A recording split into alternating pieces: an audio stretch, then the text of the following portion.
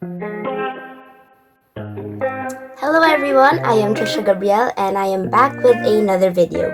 Today, I will tell you facts about this whole issue with the ABS-CBN shutdown, and I wish to tell you why we should defend press freedom and stand with the ABS-CBN Corporation. So yung dahilan kung bakit ko naisipang gawin yung video na to is I want to help inform those who don't really have the time to read articles that are currently circulating, and naniniwala ako na I should be taking every opportunity that I can to help inform and educate those who are deprived of information. Isa pang dahilan is I think that it's important for me to use this YouTube channel as a platform to discuss these issues and matters that are going on, and I believe that it is powerful to have the privilege to speak up about these issues, and it's important that I use this privilege to help demand change. So before making this video, I've read multiple articles, I've done my research, and now I am ready to share to you all what I know and my stance about this issue.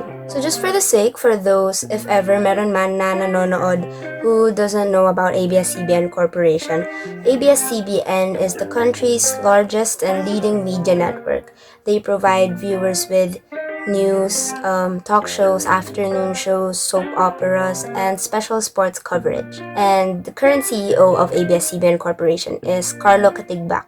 So what exactly happened? Republic Act number 7966 granted ABS-CBN a 25-year franchise to operate TV and radio broadcasting stations, a franchise that expired last May 4, 2020. And the very next day after the franchise had expired, ABS-CBN was forced to go off air Tuesday night, May 5, 2020, right after NTC, or the National Telecommunications Commission, has ordered a cease and desist against ABS-CBN. Para sa mga hindi nakakalam kung ano yung cease and desist order, it's a document given to someone or to a business that asks that person or business to stop any illegal activity, which is cease, and to not resume it in the future, which is desist. This whole issue is such a big deal that it even made international headlines. This has been causing a lot of outrage, most especially on social media. But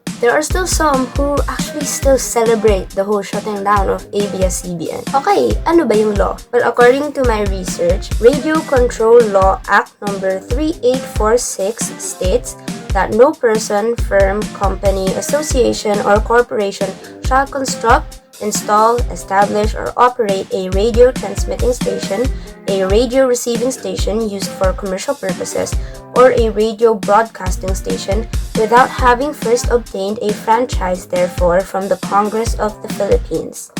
So basically, you cannot operate a radio broadcasting station without having a franchise. Ayun pala wala silang franchise kasi nag-expire, and the law states that you cannot operate without a franchise. So sorry ABS, you have to suffer the consequences kasi hindi nyo inasikaso yan. Wrong.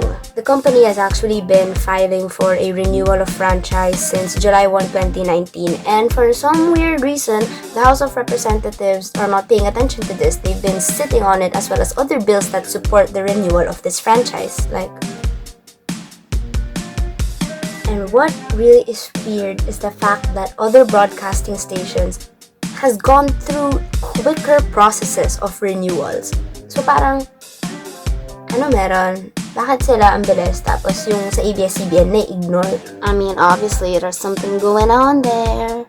Anyways, to somehow resolve this whole delay, the Congress has suggested a joint resolution that will authorize the NTC to issue ABS-CBN a temporary permit to operate while the bill for renewal of franchise is still ongoing in Congress. And the NTC Deputy Commissioner confirmed that okay, they will issue this provisional authority to ABS-CBN. Yun pala problem solved.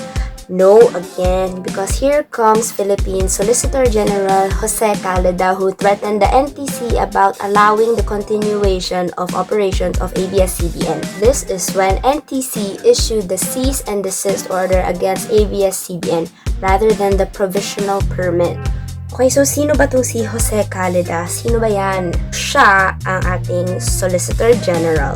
Siya yung Principal Law Officer ng Philippines, Legal Defender, etc. etc.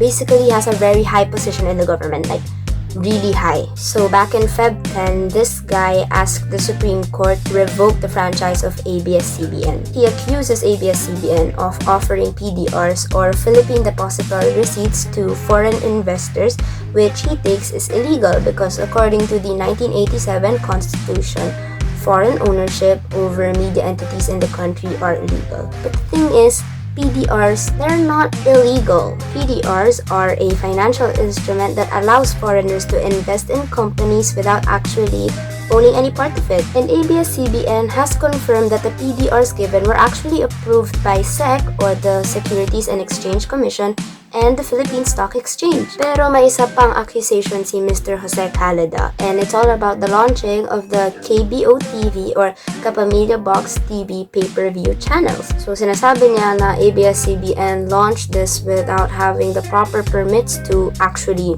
launch this. Pero sumagot si ABS, sabi niya na actually they do have the proper approvals of launching KBO and other broadcast offerings. Basically, everything was legally done, so I guess ABS-CBN did not break any law. Representatives from BIR or Bureau of Internal Revenue and SEC have stated that apparently ABS-CBN has been compliant with all the rules and regulations set out for them. They haven't violated any law and they pay their taxes. Unlike Pogo. Pogo has been recently welcomed by Duterte to continue operations during this pandemic, Even though they haven't paid 50 billion pesos worth of taxes. For those who don't know, Pogo is an online gambling service that markets outside the country. Apparently, that's what we need right now. Yeah, money from gambling. Ganda ng priorities ng ating gobyerno. They allowed Pogo and then they prioritized the shutdown kahit wala pa tayong mass testing. We're far from flattening the curve. So yeah, talaga grabe. Back to the topic. What other justifiable reasons are there to shut down ABS-CBN? To all those who continue to cheer yes to ABS shutdown, what other excuses do you have to support this decision? Thousands of workers will lose their jobs. And not everyone who works in the media industry are rich celebrities. Majority of them work behind the scenes and they're just as innocent as you trying to work and provide food for their families. Okay, nag-provide ng statement yung ABS-CBN na they will cover even 3 months of the workers' pay. But how about after 3 months? Ano na? We're just gonna rely on that? Millions of people will lose their source of information, news, and entertainment. And at a time like this where those three are crucial, shutting down ABS-CBN, shutting down that source is pretty insensitive. You see, not everyone has 2 or more options for sources of information. There are actual people who solely depend on ABS-CBN and shutting it down would deprive them of their right to information. Alam niyo yung saying na the law is the law? Naniniwala ko sa saying na yun. But I believe na the reason why we don't accept that saying nowadays, most especially if it comes from the mouths of those people in power who abuse their power, is because they don't use that saying when it's against them. And that's injustice. That's unfair. Shutting down ABS-CBN was never a matter of following the law. It was a matter of being above it. See, ABS-CBN along with Rappler has closely documented the Duterte administration. It has documented Duterte's war on drugs, which left thousands of people dead, and they've been quite critical of the current administration that's leading the government. And this was their chance to actually shut down ABS-CBN, shut down those critical of them. But shutting this down is a suppression of press freedom. This decision does not acknowledge our rights to free speech and goes to show what can happen to us for simply expressing our views and opinions and for reporting the truth. Imagine they were able to shut down the biggest media network in the country. What more can it do to simple and innocent Filipinos? Another reason why we're probably making a big deal out of this is because this has happened before, and when that happened, it was not just on any occasion, it happened during Marcos's era. It happened during martial law. So if people are getting scared, I guess you can't blame us. And we really don't know what people in power can do. Before ending this video, gusto ko lang magpasalamat sa inyo for watching this video. I hope that I was able to enlighten you guys and encourage you guys to stand up and defend press freedom. This is not just a battle for the 11,000 workers who will lose their jobs. This is a battle for the whole Filipino nation who will challenge the government to respect protect our democratic rights. ABS-CBN may have been shut down, but they, along with us, will never be silenced.